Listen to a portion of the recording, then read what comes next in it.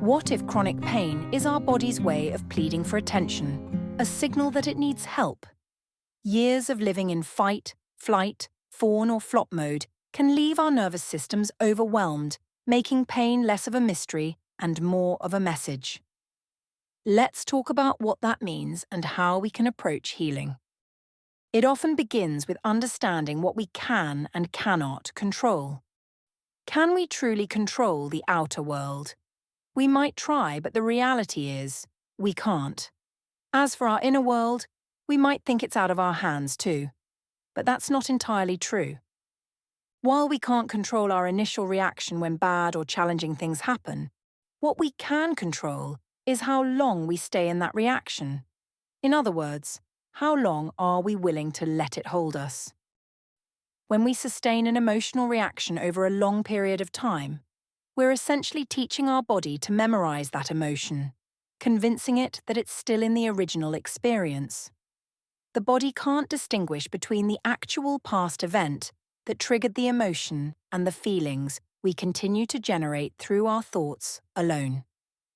Hence, some people can experience anxiety in a traumatic event and move on, whilst others can experience a traumatic event and continue to experience anxiety about it for the rest of their lives or for a long time afterwards.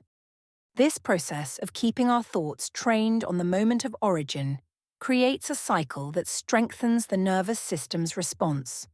And people often then reinforce this state by interpreting daily events as further evidence to support those same emotions, thereby doubling down on their dysregulated state. It is a loop that becomes automatic to your body, and each moment of adversity in your life, whether it be small like stubbing your toe on the floor, or large like being made redundant, becomes more ammunition to fuel the original thought, which may be something like, "I'm not safe," or "I can't do it."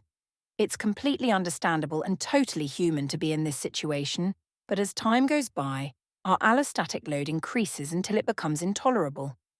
A side note, allostatic load is a term that explains the long-term compounding effects of living with repeated exposure to stress, particularly chronic or traumatic stress. For example, event 1 happens, this may be childhood neglect, or living with an alcoholic parent, and this is not processed by the mind and body. Event 2 happens, perhaps teen bullying, and this load is added to event 1 because it has also not been processed. Event 3 happens, perhaps this is an injury or surgery, and this load is added to events 1 and 2 because it has also not been processed. Event 4 happens, perhaps this is having a narcissistic partner, and this load is added to events 1, 2, and 3 because it has also not been processed. And so it continues, until we have a mind and body whose capacity and resilience are severely compromised. Physical and mental health struggles have emerged due to living in such a high state of continuous dysregulation. Added to that, our world has likely become smaller because we cannot cope, which in itself causes issues because we are no longer in connection with others.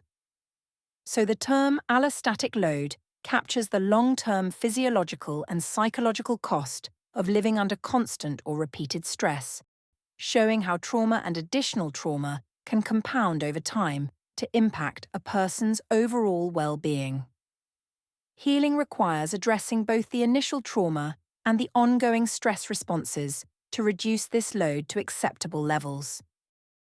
Let's go back to this question for a moment. What are chronic symptoms and how and why did they appear? As a child, did the adults in your life respond to your struggles or strong emotions with comfort, understanding, and guidance on how to navigate stress? If something happened to them, would they experience it, process it, and then move on? Did they teach you the value of approaching life's ups and downs in this way? For some of us and some of our parents and their parents and so on, this wasn't the case. As children, we learn from our parents how to respond to life's challenges, and there may be consequences to the approach that we adopted. For example, if we were left to cope on our own, we might have suppressed or avoided our feelings because they felt too big or frightening.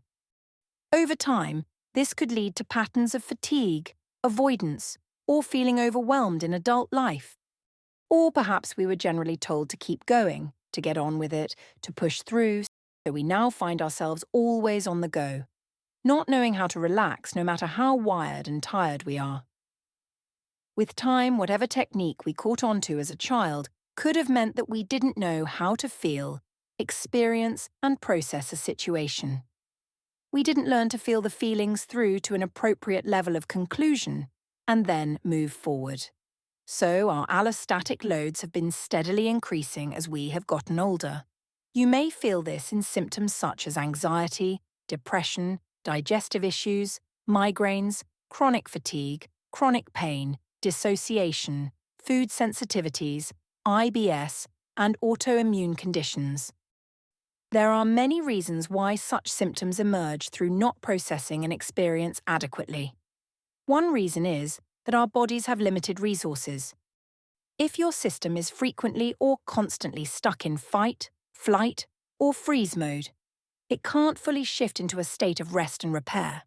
For example, when your body is using energy and biochemical resources to produce stress hormones like cortisol and adrenaline, it has less capacity to focus on producing other essential hormones, such as testosterone or estrogen. This imbalance extends beyond hormones too. Our bodies might keep muscles in a state of persistent tension, diverting energy from other critical processes needed for recovery and overall well-being. This state of imbalance perpetuates chronic symptoms and hinders our body's ability to heal. Without fully processing the experience and the emotions tied to it, the stress accumulates, adding to your allostatic load and further straining your system. Healing chronic symptoms requires addressing both the mind and the body because the nervous system is an intricate network that spans all of it. It connects the brain to various organs, tissues, and cells to coordinate functions and responses. It holds within it the patterns keeping you stuck in survival mode. This is also why healing the symptoms of trauma and chronic illness has been so difficult for practitioners. It is because they work in discrete areas or silos of science and understanding. Self-healers like myself are compelled to talk about our findings because it is so difficult to access holistic healing, and if it is possible, it is incredibly expensive and slow-moving. Healing chronic symptoms takes time and effort and requires coming at the challenge from both the perspective of the mind, for example brain retraining, and the perspective of the body, for example somatic practices. There are also other powerful modalities that, depending on your individual situation, can help you with your healing journey. I have found EMDR, or eye movement desensitization and reprocessing, to be very useful. I also highly rate internal family systems, otherwise known as parts work, inner child work, or shadow work. And then some other tools and changes I recommend, again depending on your situation, are guided meditation, transactional analysis, nutritional improvements, hormone replacement therapy, exercise and TDCS stimulation devices, such as Flow for depression. It is a large area to cover, and in this episode, we will take a moment to spend some time thinking about the mind. Brain retraining is essentially an exercise that helps our brain form new neural connections, which, with consistent practice, become our default pathways. If we are suffering from symptoms of chronic stress or chronic trauma, we may notice that our day is often spent thinking negative thoughts. And these thoughts can often be fixated on one or two things. Perhaps it is tiredness, pain, fear of a loved one leaving, fear of losing a job, fear of dying. And because the brain is an efficient organ, when we have another thought or experience, it may automatically use it to further support our primary worry, until we spend the better part of the day thinking negative thoughts, which we now know really do affect our nervous system. However, the brain is a neuroplastic organ, which means that it has the incredible ability to adapt and reorganize itself by forming new neural connections. Think of it this way. At the moment, your fears and worries have created well-worn pathways through a meadow. The rest of the meadow is filled with wild grass that is growing very high. So, when you have a thought, your brain automatically moves through the well-worn paths, as they are literally the pathways that are already built and offer the path of least resistance. We have established how this can make us feel awful in our body, but it can also keep us stuck because every time we have an idea or a desire to do something that requires energy or courage, a negativity bias has been built in, and our established neural pathways lead us to consistent answers such as, "That's too hard," or "I don't have the energy." Brain retraining helps us to carve out new pathways that are positive and useful to us in our lives. Initially, it is difficult to achieve the laying of these new neural connections, and we will experience resistance because we are trying to create a path through the long grass. But each time we do our brain retraining practice and rise above our restlessness and defeatism, the new pathway becomes a little more present. Interestingly, research has found that as the old path is used less, it will start to grow wild grass again, or in the case of our neurons, they will wither. It is called pruning. It is the use it or lose it principle. Neural pathways that are consistently used are strengthened, while those that aren't are pruned away. With time, we are updating our brain, which impacts our nervous system, which impacts our feelings, which impacts our health. For example, our mind is now sending signals of safety to the nervous system, which helps it move from a state of fight or flight into a state of relaxation. Our nervous system is no longer pumping out hormones such as adrenaline, and is instead activating neurotransmitters such as dopamine, oxytocin, and serotonin. Dopamine is the motivation and reward neurotransmitter. It gives us feelings of excitement, motivation, pleasure, and reward. It is linked to the brain's reward system, reinforcing behaviors that help us achieve goals or experience pleasure. It also gives us a sense of accomplishment when we complete tasks or experience something enjoyable. Oxytocin is the love and bonding neurotransmitter. It gives us feelings of trust, connection, love, and emotional intimacy. Often called the cuddle hormone, oxytocin strengthens social bonds and feelings of attachment, particularly in relationships and caregiving.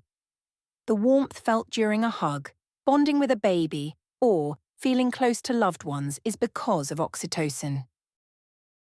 Serotonin is the mood and well-being neurotransmitter which gives us feelings of happiness, calm, contentment, and stability. It regulates mood, sleep, appetite, and overall sense of well-being. A balanced level helps us feel more emotionally stable and less anxious. Serotonin kicks in when we experience satisfaction after a good meal, a sense of peace during meditation or happiness from sunlight exposure. Now, admittedly, this takes time, it takes practice, it takes discipline and repetition. Your mind and body will not like it, and it will want to stop. Your parts, if we refer to IFS, will cause resistance.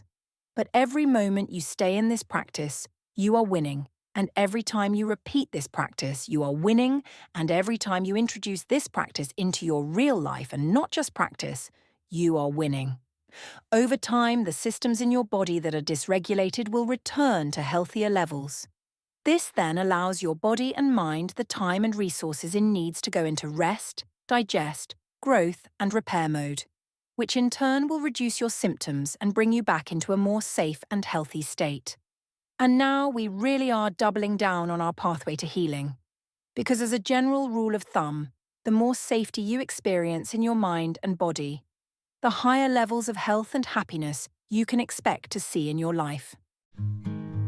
Well, we've come to the end of this podcast on brain retraining and its effects on the symptoms of chronic illness. Next up is the guided meditation that I have written, which puts this theory into practice. Find the link in the description below. Guys, I hope that you found this useful.